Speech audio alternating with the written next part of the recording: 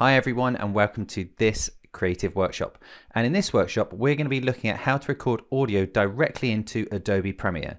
Now there are many different uses you might want to do this for. For instance, you could use it for some blogging or vlogging, some tutorial videos like this one for instance, or training videos, or potentially director's commentaries like my students like to use it for when they're explaining how they made their projects. So there's lots of uses. But it's not easy to see how to do it directly straight from Adobe Premiere. It's not very obvious. So what we're going to do is we're going to add some audio to this video that I took of my son. It could be anything. It actually doesn't make sense why it's this, but just to show you, just to demonstrate that it can be done. And we're going to record it and it'll appear down here in whichever channel that we turn on to record.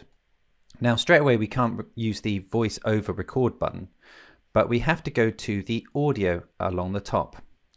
Now it should bring up this audio track mixer. If not, if you don't see it straight away, you might have the effects controls selected or you might be clicked off down here. Just make sure that you can see the audio track mixer and you might need to select that. And it's very simple really. What you have to do is you have to activate the recording button. So first of all, there's a record button here for record, but we can enable track recording for whichever track we like. So track 1 for instance here. Voice record over, and all I'd have to do is press this button here, and in 3, 2, 1 I can start recording. And let's just do a test. So 1, 2, 3, 4, 5, and here you can see it's recorded.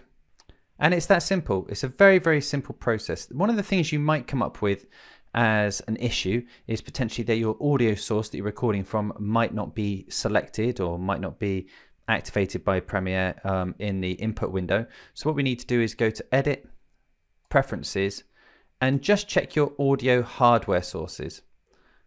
So check your default input and check your default output. Other than that, this is a very simple process you can do. If I press record, say now for here, 1, 2, 3, 4, 5, 1, 2, 3, 4, 5.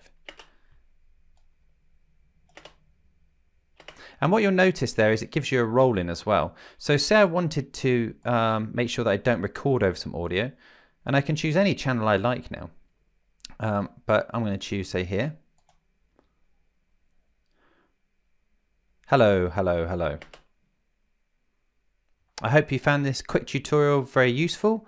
And remember to like and subscribe to the channel if you want to see more content about creative software and also creative hardware as well.